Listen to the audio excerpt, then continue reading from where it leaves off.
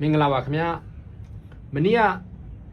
Rapidity Area ရဲ့ Lateral Relief အကြောင်းကိုတင်ပြဆွေးနွေးတဲ့အခါကျတော့ Yellow Penalty အကြောင်းကိုလည်းမေးလာကြပါတယ်ကျွန်တော်ဗီဒီယိုထဲမှာနည်းနည်းချင်းပါပေမဲ့တိတ်မရှင်းတာလေးတွေဖြစ်သွားတဲ့အခါကျတော့ဒီနေ့ Yellow Penalty Area တွေကိုအဝါရောင်စိုက်ထားတဲ့ရေကန်တွေကိုကျသွားရင်ဘယ်လိုဆက်ကစားရမလဲဆိုတဲ့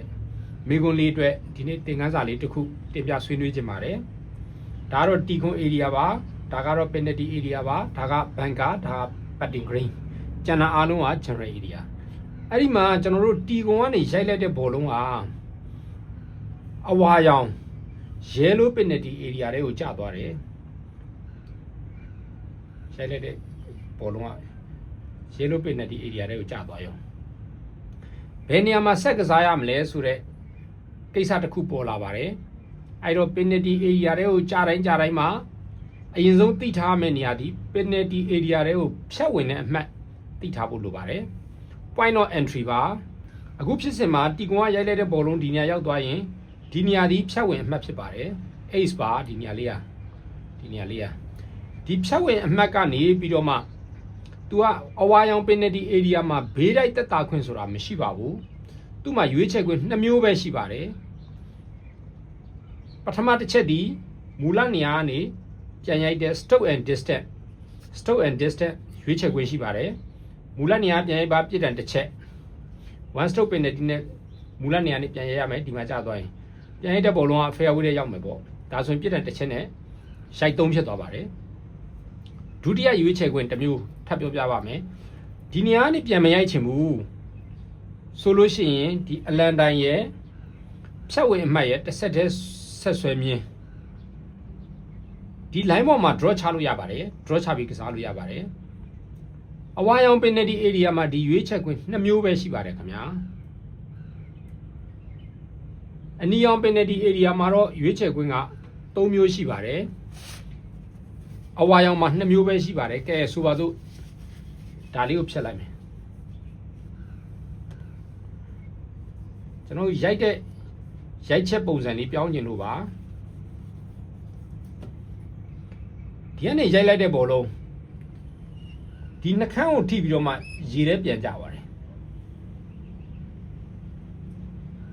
နှခမ်းတော့မထိနဲ့ကြော်သွားလိုက်ရိုက်လိုက်တဲ့ဘောလုံးကြော်သွားတယ်ရေထဲပြန်ကျသွားတယ်ဘယ်မှာရိုက်ရမလဲဟိုဘက်ကန်းသွားရိုက်လို့ရမလားလို့တကယ်ချင်းတယောက်ကမေးတယ်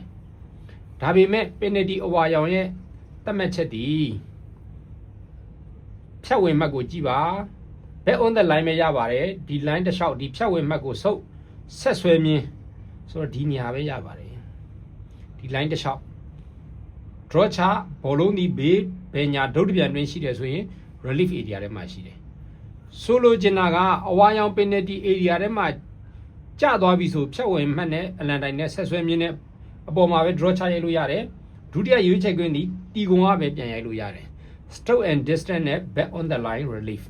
ဒီ2မျိုးပဲရပါတယ်ဘေးတိုက်တက်တာခွင့်ဒီအဝါရောင် penalty area မှာမရပါဘူးခင်ဗျာအဲ့ဒါကိုသေချာသိဖို့လိုပါတယ်ပြန်ပြောပါမယ်အဝါရောင် penalty area မှာဘေးတိုက်တက်တာခွင့်ဖြတ်ဝင်တဲ့အမှတ်ဘေးကနေဒုံးနှစ်ပြန်တွင်ရိုက်ခွင့်မရှိပါဘူးသူကနောက်ဆက်ဆွဲမြင်းပေါ်မှာ draw ချဒါမှမဟုတ်တီကွန် area ပြန်ရိုက်ပဲရပါတယ်ဒီလိုအဝါရောင် penalty area တွေကိုများသောအားဖြင့်တီကွန်ရဲ့ရှေ့မှာသတ်မှတ်ထားတာများပါတယ်ဒါမှမဟုတ်လည်းဒီ fairway ကိုကက်လက်ပြတ်ဖြတ်ထားတဲ့နေရာဒီမှာအဝါရောင် penalty area သတ်မှတ်ထားတာများပါတယ်ဖြတ်ဝင်နောက်ကပဲရိုက်ရဖို့များပါတယ်ခင်ဗျာအဲ့တော့ကိုဘောလုံးရေထဲကျပြီဆိုရင်တစ်ချက်ဘယ်နေရာဖြတ်ဝင်လဲမှတ်ပါဒုတိယချက်အဝါရောင်လားအနီရောင်လားကြည့်ပါအဝါရောင်ဆိုရင်ရွေးချက်ခွင့်2မျိုးရှိပါတယ် back on the line နဲ့ stroke and distance ဆက်ဆွဲမြင်းပေါ်ရိုက်တာနဲ့မူလနေရာပြန်ရိုက်တာအနီရောင်ဆိုလို့ရှိရင်တော့ဘေးတိုက်တက်တာခွင့်တစ်ခုထပ်တိုးလာပါတယ်ရွေးချက်ခွင့်3မျိုးဖြစ်သွားပါတယ်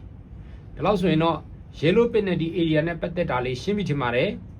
ကျေးဇူးတင်ပါတယ်